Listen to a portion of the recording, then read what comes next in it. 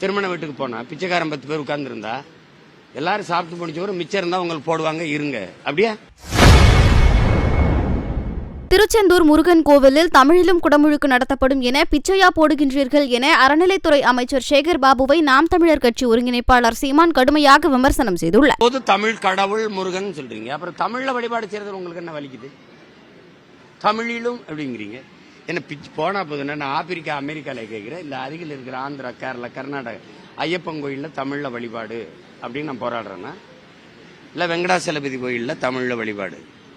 முதல்ல திருமால் யாருன்னு நீ முடிவுக்கு வர மாட்டேங்கிற. திருமால் தமிழ் இதையா இல்லை வேறையா? சிவன் தமிழினம் மூதாதை தமிழினுடைய இறைவனா வேற யாருமா? சரி, 63 நாயன்காலில் பிறமொழியாளர்கள் யாராவது சொல்லுங்க. திருமாலை பாடிய 12 ஆழ்வார்களில் வேற யாராவது சொல்லுங்க தமிழர் அல்லாது. கடவுளை கடன் கொடுத்த ஒரு இனம், இறைவனை இரவல் கொடுத்த ஒரு இனத்துக்கிட்ட நீ சேட்டை பண்ணிட்டு அதிகாரம் வந்ததுனால தமிழ்னு சொல்றோம். போனா பிச்சை போடுறோம் அப்படியா? திருமண வீட்டுக்கு போனா பிச்சைக்காரன் 10 பேர் உட்கார்ந்துருந்தா எல்லாரும் சாப்பிட்டு முடிச்சவரும் மிச்சம் இருந்தா உங்களுக்கு போடுவாங்க இருங்க அப்படியா? அப்படியாது.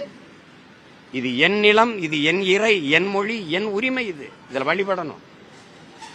சிங்கப்பூர்ல இருந்து நான் இங்க பயணம் செஞ்சு வந்தா தமிழ்ல வானூர்தியில அறிவிப்பு இருக்கு. மலேசியால இருந்தா தமிழ்ல அறிவிப்பு இருக்குது. அரபு நாடுகள் இருந்து வந்தா அறிவிப்பு இருக்குது. அது எனக்கு மகிழ்ச்சி. சரி, வேற ஒரு நாடுல இருந்து நான் வரும்போது என் நாட்டுக்குள்ளேயே என் இறைவனுக்கு முன்பே சொல்லுங்க, இறையனாரும் எம்பெருமான் முருகவேலும் கட்டிக்காத்த தமிழ் சங்கம்ங்கிறான். அகத்தியரும் கட்டிக்காத்த தமிழ் சங்கம்ங்கிறான். சங்கம் வைத்து தமிழ் வளர்த்த முன்னோர்கள் நாங்க. எங்க கூட்டம் இன்னைக்கு அதே சங்கம் வச்சு சாதி வளர்க்கறதுனால இவன் ஆட்டம் காட்டிட்டு இருக்கான். தமிழ் கடவுள் கருணாநிதி தான் 5 முறை ஆண்டதுனால அவர் தமிழ் ஆண்டவர் அப்படின்னு சொல்லி இதை கேட்டுட்டு ஒருத்தருக்கும் கோபம் இல்லைல்ல. அப்போ ஒரு இன உணர்வு மான உணர்வு கெட்டு போன ஒரு ஈன கூட்டமா நம்ம மாறிட்டதுனால எதையும் பேச முடியுது.